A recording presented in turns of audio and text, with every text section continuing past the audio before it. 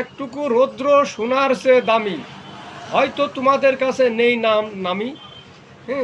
কারণ হচ্ছে যারা এই শীতের ভিতরে সারাদিন খেটে দেখা যাচ্ছে কাপড় চোপড় নেই তাদের ব্যবহার করার মতো, তখন রাত্রে তারা শীত নিবারণ করার মতো কিছু বস্ত্র নেই, তখন ওই সকালে উঠে তারা রৌদ্রের দিকে তাকায় থাকে যে কখন রোদ উঠবে, আমার গাটা মানে তাপ শোষণ করব, তাপ নিব, আমি নিজেকে শীত থেকে একটু বাঁচবো। এটা গরিব মানুষ যারা, তাদের জন্য এই কথাটা হচ্ছে প্রযোজ্য।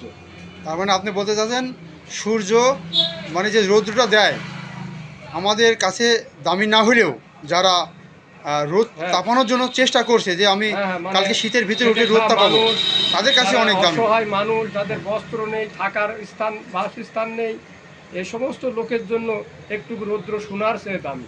তার মানে আপনি বলতে চাচ্ছেন যে আমরা সম্মান করছি না ওকে, কিন্তু যার প্রয়োজন সে কিন্তু ঠিকই জানি ওর কতটুকু মূল্য। অবশ্যই অবশ্যই আমরা বুঝতে পারলাম যে মানুষও কিন্তু আমরা সাধারণত এভাবেই কিন্তু আমাদেরকে মূল্য দিচ্ছেন না, আমরাও কিন্তু সূর্যের মতোই, আমাদেরকে যাদের প্রয়োজন তারা কিন্তু আমাদেরকে যদি দাম না দেয় তাহলে আমরাও সূর্যের মতোই, নাকি বলছেন ভাই?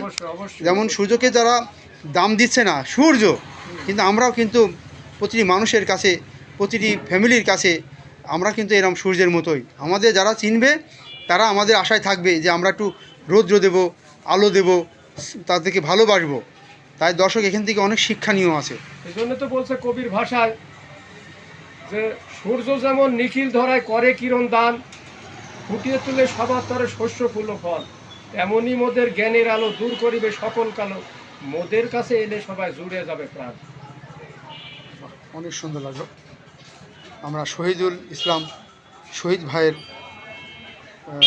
কণ্ঠে অনেক সুন্দর একটি কবিতা শুনলাম। আমার ভাইয়ের একটি ফার্নিচারের দোকান আছে, স্থানটি বলে দিচ্ছি, মিরপুর রেল ব্রিজের নিচে। ভাই ফার্নিচারের নামটা কি আছে ওখানে লেখা, কোনো দোকানের নাম? শোভন, আপনার হচ্ছে এই সাজ্জাদ ফার্নিচার। সাজ্জাদ ফার্নিচার। আপনি নাম্বারটা বলতে পারেন, কেউ যোগাযোগ করে আপনার সাথে কাঠের কিছু বানাইতে হলে? 66890629। দর্শক ফ্যান ফলোয়ার যারা মিরপুরের ভিতরে আছেন অবশ্যই এই নাম্বারে যোগাযোগ করে আপনি ফার্নিচার বানাতে পারবেন। ভালো থাকবেন, সুস্থ থাকবেন, আবারও নতুন কিছু নিয়ে আসবো আপনাদের মাঝে। আসসালামু আলাইকুম, আল্লাহ হাফিজ।